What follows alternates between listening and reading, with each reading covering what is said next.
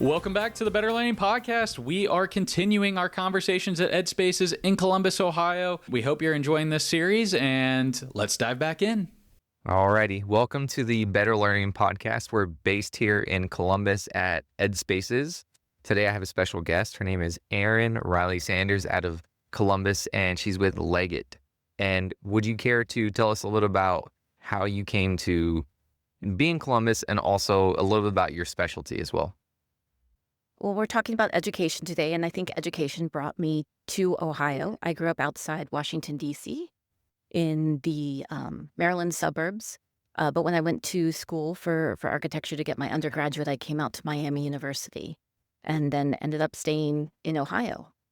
Very cool. Okay, so you love Ohio. I think Ohio has grown on me, or I've grown with Ohio. Columbus today is radically different than it was 20, 25 years ago. I've really grown to appreciate a lot of the cultural options, the food options, the communities that are here in Columbus. Excellent. Well, that's a perfect segue, by the way. One of our favorite questions to ask our wonderful guest is, what does it mean to you to be radically student-centered?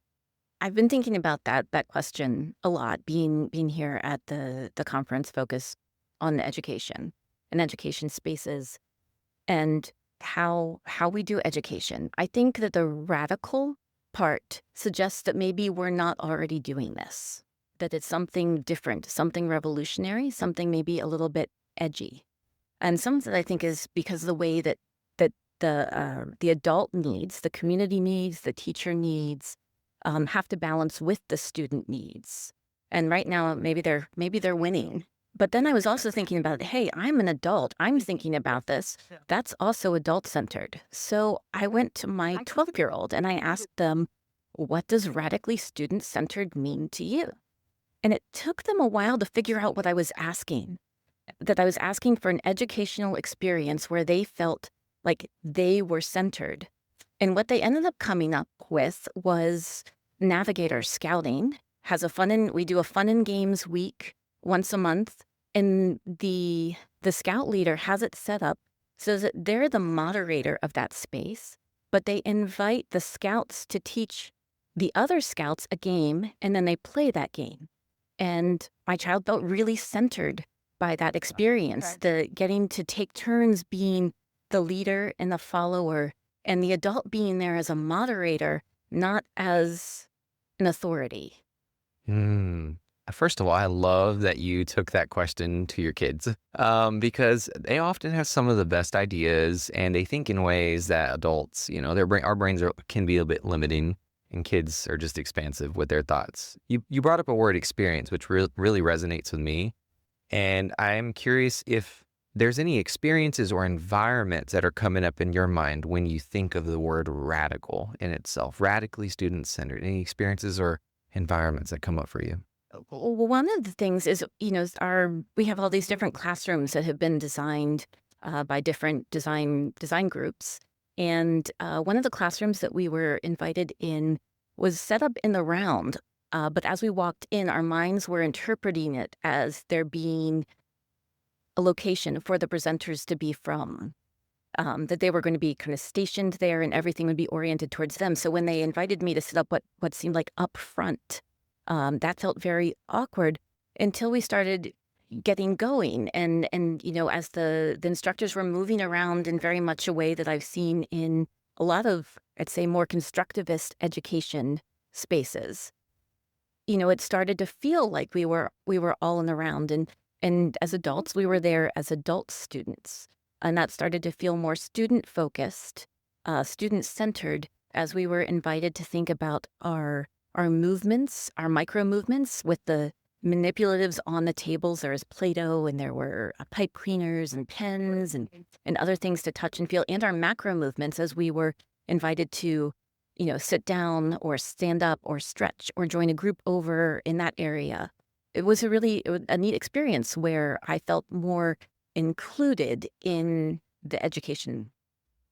Yeah, no. So multiple things you're saying are really just like firing off in my brain. And you said micro and macro, and I would love to hear more about that from you. Where did that come from? Do you remember where that either idea originated or you first heard that? I wish I knew the name of the session that I was just at this morning, because they were great. They were talking about micro movements, so the things kind of at an individual scale. So me gesturing here with my hands, you nodding your head, those are all of our micro movements. And then the macro movements, how a whole class is sometimes moving, changing from class to class or rearranging the furniture in a classroom or, everybody transitioning to lunch in the cafeteria. Yeah, wow. And from a teacher's perspective, I find that really interesting, specifically because you just and I know because you're a parent as well, so you're able to communicate really what a kid is seeing, and that probably comes from your experience with not just being a parent, but also it sounds like an instructor in some ways. So could you share a little bit about that? How do you feel that your experience with kids invites and informs your practice as a professional? So some of my experience with kids is I teach a science-based sexuality education course through my church, a Unitarian Universalist church, and the curriculum's called Our Whole Lives. And one of the things that we found was that curriculum is that it's written in a more modern sense of education, where there's a variety of different activities that are asking students to create the content by different groupings. So we'll move around, we'll shift focus. And that it is also a bunch of students who tend to be very neurodiverse. So it's great to see how that education system supports that. And also how our smaller rooms, tend to confine that, or our uncomfortable couches make it difficult for people to kind of stay in their own personal space. Mhm. Absolutely.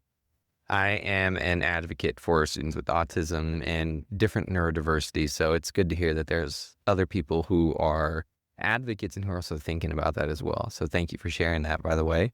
Can I ask you another question? Can you share a time when a design decision directly influenced how students learn, uh, interact, or feel within a space? One of the things that I've done over my career is that I actually have a PhD in education, focusing on visual elements of children's literature. From an architectural perspective, I was looking at images of houses, but I ended up teaching years of children's literature classes to college students. And our classes were fortunately in a classroom that used to be the library for the school. So there's shelves of books all around us. And the rooms were shared by other teachers who were also teaching children's literature.